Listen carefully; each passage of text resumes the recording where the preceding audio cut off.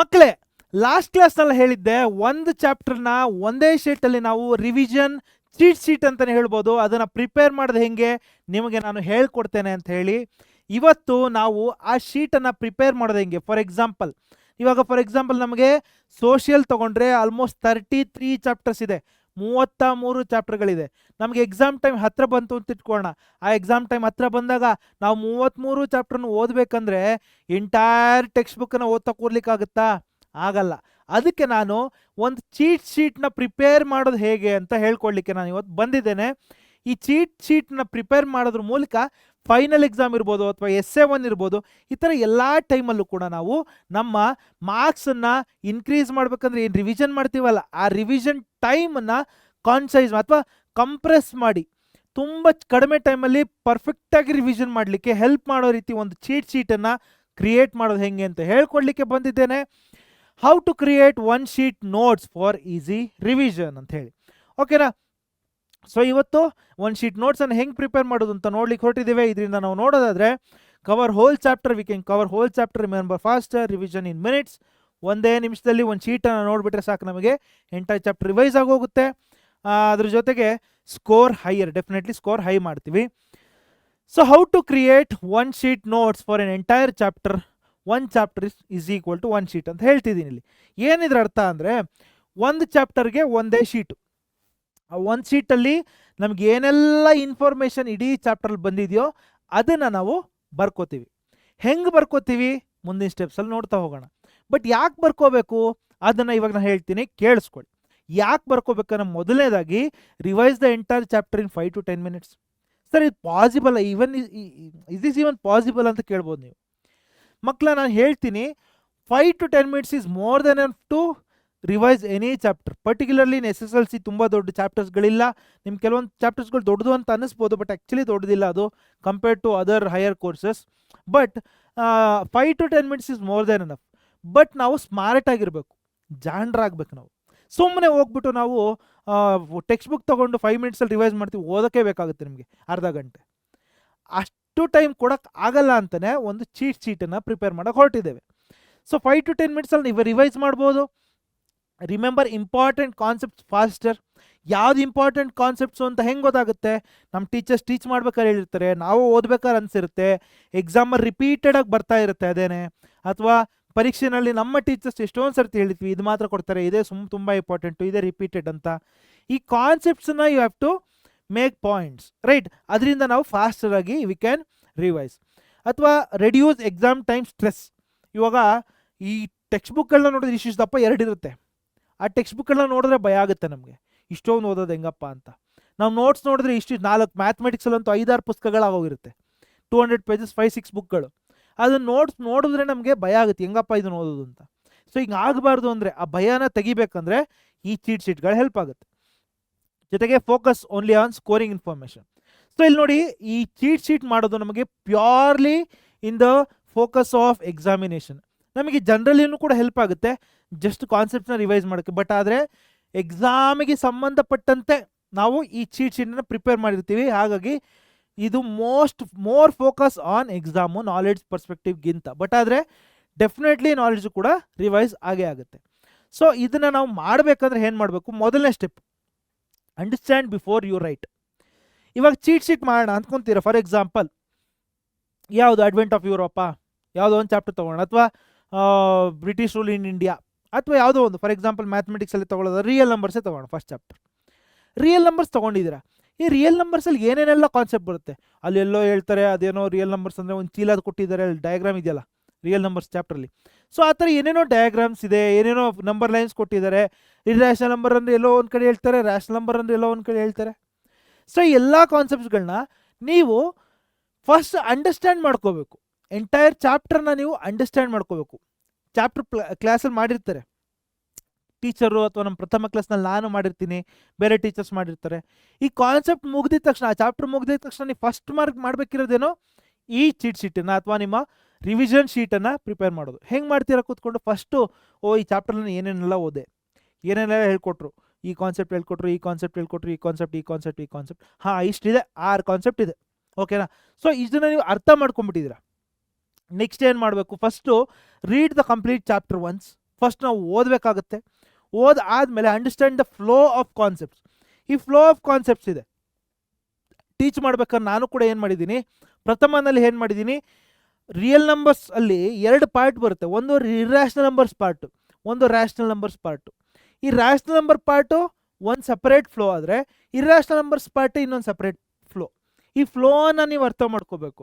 ಅಲ್ಲೇ ನಮ್ಮ ಪ್ರಥಮ ಕೋರ್ಸ್ ನಿಮಗೆ ಹೆಲ್ಪ್ ಆಗುತ್ತೆ. ಯಾರೆಲ್ಲ ಇನ್ನೂ ಕೂಡ ಪ್ರಥಮ ಕೋರ್ಸನ್ನು ತಗೊಂಡಿಲ್ಲ, ಕಮೆಂಟ್ ಸೆಕ್ಷನಲ್ಲಿ ಪಿನೆಟ್ ಕಮೆಂಟ್ ಇರುತ್ತೆ, ಅದಕ್ಕೆ ಟ್ಯಾಪ್ ಮಾಡಿದ್ರೆ you can go and buy the ಪ್ರಥಮ ಕೋರ್ಸ್.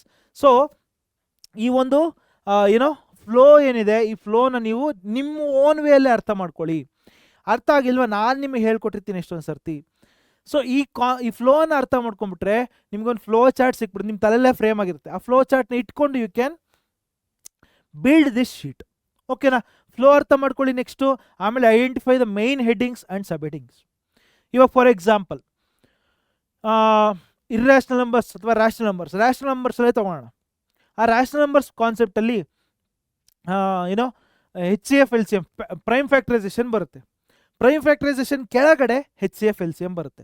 ಆ HCF LCM ಕೆಳಗಡೆ ಅಥವಾ HCF LCM ಬರೋಕ್ಕಿಂತ ಮುಂಚೆ ಏನೋ ಫಂಡಮೆಂಟಲ್ ಥಿಯರಮ್ ಆಫ್ ಅರ್ಥಮೆಟಿಕ್, ಅಂಕಗಣಿತದ ಮೂಲಭೂತ ಪ್ರಮೇಯ ಬರುತ್ತೆ. ಈ ಫ್ಲೋನ ನೀವು ಅರ್ಥ ಮಾಡ್ಕೋಬೇಕು. ಸಬ್ ಹೆಡ್ಡಿಂಗ್ ಯಾವುದು, ಮೇನ್ ಹೆಡ್ಡಿಂಗ್ ಯಾವುದು, ಇದನ್ನು ನಿಮ್ಮ ತಲೆಯಲ್ಲಿ ನೀವು ರೂಪಿಸ್ಕೊಳ್ತಾ ಹೋಗಬೇಕು. ನೆಕ್ಸ್ಟು ನಾವು ಮಾರ್ಕ್ ಇಂಪಾರ್ಟೆಂಟ್ ಡೆಫಿನೇಷನ್ಸ್ ಯಾವುದಿದೆ, ಪ್ರೈಮ್ ನಂಬರ್ಸ್, ಕೋ ಪ್ರೈಮ್ ನಂಬರ್ಸ್, ಆಮೇಲೆ ಕಾಂಪೋಸಿಟ್ ನಂಬರ್ಸ್, ಇವೆಲ್ಲ ಡೆಫಿನೇಷನ್ಸ್ ಯಾವುದ್ಯಾವುದು ಹೆಸರು ಬರ್ಕೊಳ್ಳಿ. ಆಮೇಲೆ ಫಾರ್ಮುಲಾಸ್ ಯಾವುದು, ಕೀವರ್ಡ್ಸ್ಗಳು ಯಾವುದು, ಇದನ್ನೆಲ್ಲದು ಕೂಡ ನೋಟ್ ಮಾಡಿ ಇಟ್ಕೋಬೇಕು. ನಾವಾಗಲೇ ಹೇಳ್ತಾ ಇದ್ದೆ, ಫಾರ್ ಎಕ್ಸಾಂಪಲ್ ಕೃಷ್ಣದೇವರಾಜ ಒಡೆಯರ್ ಬಗ್ಗೆ ಹೇಳಿ ಅಂತ ಹೇಳ್ತಾರೆ. ಅವರ ಪಾಯಿಂಟ್ಸ್, ಅವರು ಸಪೋರ್ಟೆಡ್ ಗರ್ಲ್ ಎಜುಕೇಷನ್, ಆಮೇಲೆ ಏನೋ ಡ್ಯಾಮ್ ಕಟ್ಟಿದ್ರು, KRS ಡ್ಯಾಮು, ಆಮೇಲೆ ಅವ್ರನ್ನ ರಾಜಶ್ರೀ ಅಂತ ಕರೆದ್ರು, ಮಹಾತ್ಮ ಗಾಂಧಿ, ಈ ಥರ ಹಲವಾರು ಪಾಯಿಂಟ್ಸ್ ಇದೆ. ಈ ಪಾಯಿಂಟ್ಸ್ಗಳನ್ನ ಬರ್ಕೋಬೇಕಾದ್ರೆ ಮಹಾತ್ಮ ಗಾಂಧಿ, ರಾಜಶ್ರೀ ಈ 2ಕ್ಕೆ ಅಂಡರ್ಲೈನ್ ಮಾಡಿದ್ರೆ ಸಾಕು. ಹಿ ಕನ್ಸ್ಟ್ರಕ್ಟೆಡ್ ಡ್ಯಾಮ್, ಈ 2 ಅಂಡರ್ಲೈನ್ ಮಾಡಿದ್ರೆ ಸಾಕು. ಅಥವಾ ಗರ್ಲ್ ಎಜುಕೇಷನ್, ಸಪೋರ್ಟ್, ಇಷ್ಟು 3 ಪದಕ್ಕೆ ಅಂಡರ್ಲೈನ್ ಮಾಡೋದು, ಅದೇ 3 ಕೀವರ್ಡ್ಸ್. ಅದು ಈ ರೀತಿ ಕೀವರ್ಡ್ಸ್ಗಳನ್ನ ನೀವು ನೋಟ್ ಮಾಡಿ ಇಟ್ಕೋಬೇಕಾಗುತ್ತೆ. ಅಥವಾ do not copy every sentence from the text book. Entire text ಬುಕ್ನೇ ಈ ಶೀಟಲ್ಲಿ ಬರೆಯೋಕ್ಕಾಗುತ್ತಾ? ಒಂದು ಶೀಟಲ್ಲಿ ಆಗಲ್ಲ. ಸೊ ನೀವು ಫಸ್ಟ್ ಕಾನ್ಸೆಪ್ಟ್ ಅರ್ಥ ಮಾಡ್ಕೊಂಡು ಕೀವರ್ಡ್ಸ್ಗಳನ್ನ ಬರ್ಕೋಬೇಕಾಗುತ್ತೆ. ಇದು ಫಸ್ಟ್ ಸ್ಟೆಪ್ಪು. ನೆಕ್ಸ್ಟು ರೂಲ್ ಏನಪ್ಪ ಅಂದರೆ, ಫಸ್ಟ್ ಅಂಡರ್ಸ್ಟ್ಯಾಂಡ್ ದೆನ್ ಸಮ್ಮರೈಸ್. ಈ ಸಮ್ಮರೈಸ್ಡ್ ಪಾರ್ಟನ್ನು ನೀವು ಆ ಶೀಟಲ್ಲಿ ಹಾಕ್ತೀರ. ಸೆಕೆಂಡ್ ಸ್ಟೆಪ್ ಏನು, divide the sheet into sections, ಬೇರೆ ಬೇರೆ ಭಾಗಗಳಾಗಿ ಸ್ಕೇಲ್ ತೊಗೊಂಡು ಲೈನ್ ಹಾಕಿ ಮಾಡಬೇಕಾಗುತ್ತೆ. ಫಸ್ಟ್ ನೀವು ಅರ್ಥ ಮಾಡಿಕೊಂಡು ಎಲ್ಲೆಲ್ಲಿ ಏನೇನು ಬರುತ್ತೆ, ಎಷ್ಟು ಜಾಗ ಬೇಕಾಗುತ್ತೆ ಅದನ್ನು ಫಸ್ಟ್ ಬರೆದ್ಬಿಟ್ಟು ಆಮೇಲೆ ಸೆಕ್ಷನ್ಸಾಗಿ ಡಿವೈಡ್ ಮಾಡಿ. So divide A4 sheet into 4 to 6 colour blocks, clear blocks. 4 ರಿಂದ 5 ಶೀಟ್ಗಳು ಬೇಕು. ಏನೇನಕ್ಕೆ? ಕೀ ಕಾನ್ಸೆಪ್ಟ್ಸ್ಗೆ ಒಂದು ಬೇಕಾಗುತ್ತೆ, ಡೆಫಿನೇಷನ್ಸ್ ಆ್ಯಂಡ್ ಕೀವರ್ಡ್ಸ್ಗೆ ಬೇಕಾಗುತ್ತೆ, ಇದಕ್ಕೆಲ್ಲ ಚಿಕ್ಕದ ಆದರೆ ಸಾಕು. ನೆಕ್ಸ್ಟು ಫಾರ್ಮುಲಾಸ್ ಆರ್ ರೂಲ್ಸು, ಅದಕ್ಕೆ ಒಂದು ಪಾರ್ಟ್ ಬೇಕಾಗುತ್ತೆ. ಆಮೇಲೆ next diagrams, maps and flow charts, ಇದಕ್ಕೆ ಸ್ವಲ್ಪ ಜಾಸ್ತಿ ಜಾಗ ಬೇಕಾಗುತ್ತೆ, ಹೌದಲ್ವಾ? ಈ ಶೀಟ್ನ ನೀವು ಸ್ವಲ್ಪ ಡಿವೈಡ್ ಮಾಡಿಕೊಂಡು ಮಾಡಬೇಕಾಗುತ್ತೆ. ನೆಕ್ಸ್ಟ್ ಲಾಸ್ಟಲ್ಲಿ ಇನ್ನೊಂದಿದೆ, ಇಂಪಾರ್ಟೆಂಟ್ ಎಕ್ಸಾಂಪಲ್. ಯಾವ್ದಾದ್ರು ಒಂದು ಕ್ವಶನ್, ಫಾರ್ ಎಕ್ಸಾಂಪಲ್ ಯಾವುದೋ ಒಂದು ಕಾನ್ಸೆಪ್ಟ್ ಕಲ್ತಿದ್ದೀರಾ ಅಂತ ಇಟ್ಕೊಳ್ಳೋಣ. ಫಾರ್ ಎಕ್ಸಾಂಪಲ್ ಯಾವುದು, HCF LCM ಮೇಲೆ ವರ್ಡ್ ಪ್ರಾಬ್ಲಮ್, ಹೇಳಿಕೆ ಪ್ರಶ್ನೆಯನ್ನು, ಲಾಸಹ ಮಾಸಾದ ಮೇಲೆ ಹೇಳಿಕೆ ಪ್ರಶ್ನೆ ಕಲ್ತಿದ್ದೀರಾ. ಈ ಕಾನ್ಸೆಪ್ಟ್ಗೆ ರಿಲೇಟೆಡ್ ಒಂದು ಎಕ್ಸಾಂಪಲ್ ಕ್ವಶನ್ನು ಕೂಡ ಇರಲಿ. ಯಾಕೆ ಹೇಳಿ, ಈ ಕಾನ್ಸೆಪ್ಟ್ ಏನೋ ಮಿಸ್ ಹೊಡಿತಾ ಇದೆಯಲ್ಲ, ಈ ಥರ ಕ್ವಶನ್ನಾ, ಗೊತ್ತಾಯ್ತು. ಆ ಥರ ನಿಮಗೆ ಅರ್ಥ ಆಗ್ಬೇಕು, ರಿಲೇಟ್ ಮಾಡ್ಕೊಳಕ್ಕಾಗಬೇಕು. ಆಮೇಲೆ ಕಾಮನ್ ಮಿಸ್ಟೇಕ್ಸ್ಗಳು. ಸರಿ, ಕಾಮನ್ ಮಿಸ್ಟೇಕ್ಸ್ ಯಾಕೆ ಸರ್ ಬರೀಬೇಕು ಅಂತ ಹೇಳ್ಬೋದು. ಮಕ್ಕಳೇ, ನೀವು ಎಲ್ಲಿ ಮಿಸ್ಟೇಕ್ ಮಾಡ್ತೀರ ಅಂತ ನಿಮಗೆ ಗೊತ್ತಿರೋ ತಾನೇ ಅದನ್ನು ಕರೆಕ್ಟ್ ಮಾಡ್ಕೊಳಕ್ಕಾಗೋದು. ಚೀಟ್ ಶೀಟಲ್ಲಿ ಲಾಸ್ಟ್ ಪಾರ್ಟಲ್ಲಿ ಕಾಮನ್ ಮಿಸ್ಟೇಕ್ಸನ್ನು ಕೂಡ ಒಂದು ಸಮರೈಸ್ ಅಥವಾ ಒಂದು ಪಾರ್ಟಲ್ಲಿ ಕಾಮನ್ ಮಿಸ್ಟೇಕ್ಸ್ ನಾನೇನು ಮಾಡ್ತೀನಿ ಅದನ್ನು ಕೂಡ ನೋಟ್ ಮಾಡಿ ಇಟ್ಕೊಳ್ಳಿ. ಸೊ ಸೆಕೆಂಡ್ ಸ್ಟೆಪ್ ಏನು, divide the sheet into sections. ಮೂರನೇ ಸ್ಟೆಪ್ ಏನಾಗುತ್ತೆ, ಯೂಸ್ ಕೀವರ್ಡ್ಸ್ ನಾಟ್ ಪ್ಯಾರಾಗ್ರಾಫ್. ಕತೆ ಹೊಡಿಬೇಡಿ, ಅಲ್ಲಿ ಸುಮ್ಮನೆ ಕತೆ ಬರ್ಕೊಂಡು ಹೋಗಬೇಡಿ. ಏನು ಬರಿಬೇಕು ನಾವಲ್ಲಿ, actually we have to write what is most important, which is a keyword which is going to get me marks. ನನಗೆ ಯಾವ್ದು ಮಾರ್ಕ್ಸ್ ತೊಗೊಂಬರುತ್ತಲ್ಲ ಆ ಕೀವರ್ಡನ್ನು ಬರಿಬೇಕಾಗುತ್ತೆ. Convert long explanations into short points. Point wise bullet ಪಾಯಿಂಟ್ಸ್ಗಳನ್ನ ನೀವು ಬರೆಯೋದು ಕಲ್ತ್ಕೋಬೇಕಾಗುತ್ತೆ. Instead of photosynthesis is a process by which green plants prepare food, ಇಷ್ಟುದನ್ನು ಬರೆಯೋಕ್ಕಿಂತ ಬದಲು ನಾವು ಸಿಂಪಲ್ ಆಗಿ ಹಿಂಗೆ ಬರಿಬೋದು. ಫೋಟೋಸಿಂಥಸಿಸ್ ಅಂದ್ರೇನು, CO2 + H2O + sunlight gives glucose + O2. ಇಷ್ಟೇ ಸಿಂಪಲ್ ಆಗಿ ಇಷ್ಟು ಬರ್ಕೊಂಡ್ರೆ ಸಾಕು. ಇದನ್ನು ನೋಡಿದ ತಕ್ಷಣ ನಿಮ್ಗೆ ಅರ್ಥ ಆಗಬೇಕು, ಇದು ಫೋಟೋಸಿಂಥಸಿಸ್ ಪ್ರೊಸೆಸ್ಸು. ಇದರಿಂದ ನೀವು ವಾಪಸ್ಸು ಇಂಗ್ಲೀಷ್ಗೆ ಅಂದರೆ ಈ ಫಾರ್ಮಿಗೆ ಕನ್ವರ್ಟ್ ಮಾಡೋಕ್ಕೂ ಗೊತ್ತಿರಬೇಕು. ಯಾಕಂದರೆ ಎಕ್ಸಾಮಲ್ಲಿ ವಾಟ್ ಈಸ್ ಫೋಟೋಸಿಂಥಸಿಸ್ ಹೇಳಿದ್ರೆ ಇಷ್ಟು ಮಾತ್ರ ಬರೋದಾಗಲ್ಲ, ಇದನ್ನು ಬರೆದ್ರು ಆಮೇಲೆ ಇದನ್ನು ಬರೀಬೇಕು. ಸೊ ಕೀವರ್ಡ್ಸ್ ಏನು ಇದು, ಬಟ್ ಆನ್ಸರ್ ಏನು ಅದು. ಇದರಿಂದ ಮತ್ತೆ ಅದನ್ನು ಡಿರೈವ್ ಮಾಡೋಕ್ಕೂ ಕೂಡ ಗೊತ್ತಿರಬೇಕು. ಸೊ ಅದೇ ರೀತಿ ಯೂಸ್ ಅಬ್ರಿವೇಷನ್ಸ್ ಆ್ಯಂಡ್ ಸಿಂಬಲ್ಸ್ಗಳನ್ನ ಅಬ್ರಿವೇಷನ್ಸ್ಗಳನ್ನ ಬಳಸಿ. Right only memory triggering words, ಯಾವುದು ನಿಮಗೆ ಈಗ ನೋಡಿದ ತಕ್ಷಣ ನಿಮಗೆ ಎಂಟೈರ್ ಸ್ಟೇಟ್ಮೆಂಟ್ ಜ್ಞಾಪಕಕ್ಕೆ ಬರಬೇಕು ಆ ಥರ ಒಂದು ವರ್ಡ್ಗಳನ್ನ ನೀವು ಬರಿಬೇಕಾಗುತ್ತೆ. ಆಮೇಲೆ keep every point short and specific, ಶಾರ್ಟಾಗಿ ಸ್ಪೆಸಿಫಿಕ್ ಆಗಿ ಟು ದ ಪಾಯಿಂಟು ಬರೆದು ಒಂದು ಶೀಟನ್ನು ಪ್ರಿಪೇರ್ ಮಾಡ್ಕೊ. ಇದು 3ನೇ ಸ್ಟೆಪ್. ಸೊ 4ನೇ ಸ್ಟೆಪ್ ಏನಂದರೆ ಮೇಕ್ ಇಟ್ ವಿಜುವಲ್. ನಮ್ಗೆ ನೋಡಿದ ತಕ್ಷಣ ಡಯಾಗ್ರಾಮ್ಸು ಫ್ಲೋ ಚಾರ್ಟ್ಸು ಇದೇ ಜಾಸ್ತಿ ಕಾಣಿಸ್ಬೇಕು. ವಿಜುವಲ್ ಥಿಂಗ್ಸ್ ಇದೆಯಲ್ಲ, ಇವಾಗ ಫಾರ್ ಎಕ್ಸಾಂಪಲ್ ನೀವು ಯಾವುದೋ ಒಂದು ಸಿನಿಮಾ ನೋಡ್ತೀರಾ, ಸಿನಿಮಾ ನೋಡಿ ಸೀನ್ಗಳು ಜಾಸ್ತಿ ಜ್ಞಾಪಕಕ್ಕಿರುತ್ತಾ, ಕ್ಲಾಸಲ್ಲಿ ಟೀಚರ್ ಟೀಚ್ ಮಾಡಿರೋ ಪಾಠ ಜ್ಞಾಪಕಕ್ಕಿರುತ್ತೆ ಅಂತ ಕೇಳಿದ್ರೆ 90% ಆಫ್ ದ ಸ್ಟೂಡೆಂಟ್ಸ್ ಹೇಳ್ತಾರೆ ಸರ್ ನಮಗೆ ಸಿನಿಮಾ ಡೈಲಾಗ್ಸು ಸಿನಿಮಾ ಸೀನ್ಗಳೇ ಜ್ಞಾಪಕಕ್ಕಿರುತ್ತೆ ಸರ್. ಯಾಕೆ ಹೇಳಿ? ಅಲ್ಲಿ ವಿಜುವಲ್ ಥಿಂಗ್ಸು ನಮಗೆ ಜಾಸ್ತಿ ಜ್ಞಾಪಕಕ್ಕಿರುತ್ತೆ. ನಮ್ಮ ಬ್ರೈನ್ ಡಿಸೈನ್ ಆಗಿರೋದೇ ಹೆಂಗೆ, ವಿಜುವಲ್ ಥಿಂಗ್ಸ್ ಇದೆಯಲ್ಲ ಚಿತ್ರಗಳು, ಆ ಚಿತ್ರಗಳನ್ನ ತಲೆಯಲ್ಲಿ ಜಾಸ್ತಿ ಉಳಿಯುತ್ತೆ. ಸೊ ಹಾಗಾಗಿ ಚಿತ್ರಗಳನ್ನ ನೀವು ಬರೆಯೋಕ್ಕೆ ಟ್ರೈ ಮಾಡಬೇಕು. ವಿಜುವಲ್ ಲರ್ನರ್ಸ್ ಅಂತ ಕರಿತೀವಿ ಅವ್ರನ್ನ. Majority of the students R visual learners. ಹಾಗಾಗಿ ಚಿತ್ರಗಳನ್ನ ಬರೆದು ಅದರಿಂದ ನೀವು ಅರ್ಥ ಮಾಡ್ಕೋಬೇಕಾಗತ್ತೆ. ಇಲ್ಲಿ ಏನೇನು ಮಾಡ್ಬೋದು ನಾವು, ಮೈಂಡ್ ಮ್ಯಾಪ್ಸ್ ಮಾಡ್ಬೋದು ಫಾರ್ ಚಾಪ್ಟರ್ಸ್ ಕನೆಕ್ಷನ್ಸು. ಆಮೇಲೆ ಫ್ಲೋ ಚಾರ್ಟ್ಸ್ ಫಾರ್ ಪ್ರೊಸೆಸಸ್ಸು, ಯಾವುದೋ ಒಂದು ಪ್ರೊಸೆಸ್ ಎಕ್ಸ್ಪ್ಲೇನ್ ಮಾಡಬೇಕಾದ್ರೆ ಫಾರ್ ಎಕ್ಸಾಂಪಲ್ಲು ನ್ಯೂರಾನ್ ಎಕ್ಸ್ಪ್ಲೇನ್ ಮಾಡ್ತಿದ್ದೀರಾ ಅಂತ ಇಟ್ಕೊಳ್ಳೋಣ. ಸಿಗ್ನಲ್ ಎಲ್ಲಿಂದ ಎಲ್ಲಿಗೆ ಹೋಯ್ತು, ವಾಪಸ್ ಹೆಂಗೆ ಬಂತು, ಆರ್ಕ್ ಇದೆಯಲ್ಲ ಏನದು ಸಮ್ ಆರ್ಕ್ ಮರ್ತೋಗಿದೆ ನನಗೆ. ಸೊ ಆ ಆರ್ಕ್ ಎಕ್ಸ್ಪ್ಲೇನ್ ಮಾಡ್ಬೇಕಂದ್ರೆ ಆ ಫ್ಲೋ ಚಾರ್ಟ್ನ ಬರೆದಿಟ್ಕೊಂಬಿಟ್ರೆ ನಿಮಗೆ ಈಸಿಯಾಗಿ ಅರ್ಥ ಆಗುತ್ತೆ. ಈ ಸ್ಟೆಪ್ ಆದಮೇಲೆ ಈ ಸ್ಟೆಪ್, ಈ ಸ್ಟೆಪ್ ಆದಮೇಲೆ ಈ ಸ್ಟೆಪ್. ಸೊ ಈ ಸ್ಟೆಪ್ಸ್ಗಳನ್ನ ಬರ್ಕೊಳ್ಳೋದನ್ನು ಮಿಸ್ ಮಾಡಬೇಡಿ. ಆಮೇಲೆ ಫಿಸಿಕ್ಸಲ್ಲಿ ಯಾವುದೋ ಎಕ್ಸ್ಪೆರಿಮೆಂಟ್ ಮಾಡ್ತಾ ಇದ್ದೀರಾ ಅಂತ ಇಟ್ಕೊಳ್ಳೋಣ. ಫಸ್ಟ್ ಸ್ಟೆಪ್ ಏನಪ್ಪ, ಸೆಕೆಂಡ್ ಸ್ಟೆಪ್ ಏನು, ಥರ್ಡ್ ಸ್ಟೆಪ್ ಏನು, ಆ ಸ್ಟೆಪ್ ವೈಸ್ ಜ್ಞಾಪಕ ಇಟ್ಕೊಂಡ್ಬಿಟ್ರೆ ಆ ಎಕ್ಸ್ಪೆರಿಮೆಂಟ್ನ ನೀವು ಎಕ್ಸ್ಪ್ಲೈನ್ ಮಾಡೋದು easy. For example Newton's experiment ಇನ್ನೂ ಬಂದಿರಲ್ಲ ಮೋಸ್ಟ್ಲಿ. ಫಾರ್ ಎಕ್ಸಾಂಪಲ್ ನಿಮಗೆ ಈ ಯಾವುದೋ ಎಕ್ಸ್ಪೆರಿಮೆಂಟ್ ಇದೆಯಲ್ಲ, ಡಿಫ್ಲೆಕ್ಷನ್ ಆಫ್ ಸೆಕೆಂಡ್ ಚಾಪ್ಟರ್ ಆಗಿಲ್ಲ ಅನ್ಸುತ್ತೆ. ಓಕೆ, ಎನಿವೆ ಯಾವುದೋ ಎಕ್ಸ್ಪೆರಿಮೆಂಟ್ನ ನೀವು ಎಕ್ಸ್ಪ್ಲೈನ್ ಮಾಡಬೇಕಂದ್ರೆ you should be knowing what, you should know the flow ಚಾರ್ಟ್ನ ಹೆಂಗೆ ಬರೆಯೋದು ಅಂತ ಗೊತ್ತಿರಬೇಕು. ಫ್ಲೋ ಚಾರ್ಟ್ ಬರೆದಿಟ್ಕೊಂಬಿಟ್ರೆ ನಿಮಗೆ ಪ್ರೊಸೆಸ್ ಎಕ್ಸ್ಪ್ಲೇನ್ ಮಾಡೋದು easy. Third point tables for comparisons. Compare ಮಾಡಬೇಕಂದ್ರೆ ಟೇಬಲಾಗಿ ಬರ್ಕೊಳ್ಳಿ.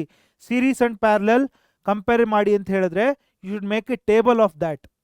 ಆ ಕಾನ್ಸೆಪ್ಟ್ದು ಟೇಬಲ್ ಮಾಡಿ ಇಟ್ಕೋಬೇಕು. ಈ ರೀತಿ ಫಾರ್ ಎಕ್ಸಾಂಪಲ್ ಬೇರೆ ಯಾವುದೋ ಡಬಲ್ ಸರ್ಕ್ಯುಲೇಷನಲ್ಲಿ ಇಲ್ಲ. ಓಕೆ, ಎನಿವೆ ಈ ಥರ ಕಾನ್ಸೆಪ್ಟ್ಗಳ ಮಧ್ಯೆ ಡಿಫ್ರೆನ್ಸಸ್ಸು ಕಂಪ್ಯಾರಿಸನ್ ಕೇಳಿದಾಗ ಟೇಬಲ್ ಮಾಡಿದ್ರೆ ಈಸಿಯಾಗಿ ಅರ್ಥ ಆಗುತ್ತೆ. ಅಥವಾ ಟೈಮ್ ಲೈನ್ಸ್ ಫಾರ್ ಇವೆಂಟ್ಸ್ಗಳು ಯಾವುದು, ಫಾರ್ ಎಕ್ಸಾಂಪಲ್ ಗಾಂಧಿ ಇಲ್ಲಿದ್ದರು, ಇಲ್ಲಿಂದ ಇದಾಯಿತು, ನೆಕ್ಸ್ಟ್ ಬಂತು ಇವ್ರು ಬಂದರು, ಅಥವಾ battle of Plassey, battle of Buxar ಎಲ್ಲ ಇದೆಯಲ್ಲ, ಆ ಈವೆಂಟ್ಸ್ಗಳನ್ನ ಪೇಶ್ವರಾಜ ಏನು ಮಾಡ್ದ, ಆ ರಾಜ ಏನು ಮಾಡ್ದ, ಈವೆಂಟ್ಸ್ಗಳನ್ನ ಒಂದು ಫ್ಲೋ ಚಾರ್ಟ್ ಥರ ಟೈಮ್ ಲೈನ್ಸ್ನ ಬರೆದಿಟ್ಕೊಂಬಿಟ್ರೆ 1946 ಇದಾಯಿತು, 1947 ಇಂಡಿಪೆಂಡೆನ್ಸ್ ಬಂತು. ಫ್ಲೋ ಚಾರ್ಟ್ ಬರಬೇಕು ನಿಮಗೆ, ಟೈಮ್ ಲೈನ್ಸ್ನ ಬರೆದಿಟ್ಕೊಳ್ಳೋಕ್ಕೆ. ಫಾರ್ ಇವೆಂಟ್ಸ್ ನಿಮಗೆ ಒಂದು ಜ್ಞಾಪಕಕ್ಕೆ ಬರಬೇಕಂದ್ರೆ ಫ್ಲೋ ಚಾರ್ಟ್ ಥರ ಬರೆದಿಟ್ಕೋಬಹುದು. ಲೇಬಲ್ ಡಯಾಗ್ರಾಮ್ಸ್ ಫಾರ್ ಕಾನ್ಸೆಪ್ಟ್ಸ್ಗಳಿಗೆ ಲೇಬಲ್ ಡಯಾಗ್ರಾಮ್ ಮಾಡಬೇಕಾಗುತ್ತೆ. Boxes and arrows for important links. ಇಲ್ಲಿಂದ ಇಲ್ಲಿಗೋ ಸಂಬಂಧ ಇದೆ ಅಂದರೆ ಆ್ಯರೋನ್ ಯೂಸ್ ಮಾಡಬೇಕಾಗುತ್ತೆ, ಬಾಕ್ಸ್ ಹಾಕಬೇಕಾಗುತ್ತೆ. ಇದೆಲ್ಲವೂ ಕೂಡ ನಿಮಗೆ ವಿಜುವಲಿ ಹೆಂಗೆ ಇಂಪ್ರೂವ್ ಮಾಡ್ಕೊಳ್ಳೋದು, ರೆಪ್ರೆಸೆಂಟ್ ಮಾಡೋದು ಅಂತ ಹೇಳ್ಕೊಡ್ಲಿಕ್ಕೆ. ಸೊ ಇಷ್ಟೆಲ್ಲ ಮಾಡ್ಬೋದು ನಾವು.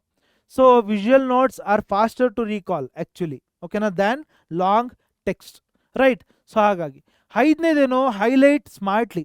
1 ಕಲರ್ ಮೇಯ್ನ್ ಹೆಡ್ಡಿಂಗ್ಸ್ಗಳಿಗೆ ಯೂಸ್ ಮಾಡಿ, ಸೆಕೆಂಡ್ ಕಲರ್ನ ಕೀವರ್ಡ್ಸ್ ಮತ್ತು ಫಾರ್ಮುಲಾಗಿ ಪೆನ್ ಚೇಂಜ್ ಮಾಡಿ ಬರ್ಕೊಳ್ಳಿ. ಒಂದೇ ಒಂದು ಶೀಟ್ ಬರೆಯೋದು ನೀವು, ತುಂಬ ಏನು ಬರೆಯೋಲ್ಲ.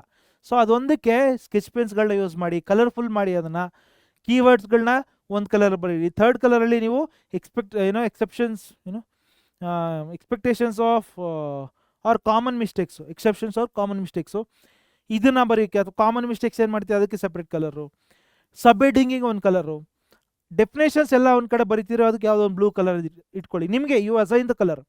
ಸೊ ಈ ರೀತಿ ನೀವು ಸಪ್ರೇಟ್ ಒಂದೊಂದು ಕಲರ್ನ ಒಂದೊಂದು ಅಸೈನ್ ಮಾಡಿದ್ರೆ, ಸೊ ಈ ಶೀಟಲ್ಲಿ ಡೆಫಿನೇಷನ್ಸ್ ಯಾವುದಾದ್ರು ಅಂತ ಕೇಳಿದ್ರೆ ಆ ಕಲರ್ ಹುಡ್ಕೋದ್ರೆ ಸಾಕು. ನೀವು ಕಲರ್ ಹುಡ್ಕೋದು ಈಸಿ ಅಲ್ವಾ. ಸೊ ಇಲ್ಲಿರೋದೆಲ್ಲ ಡೆಫಿನೇಷನ್ಸ್ ಒಂದು ಗೊತ್ತಾಗುತ್ತೆ.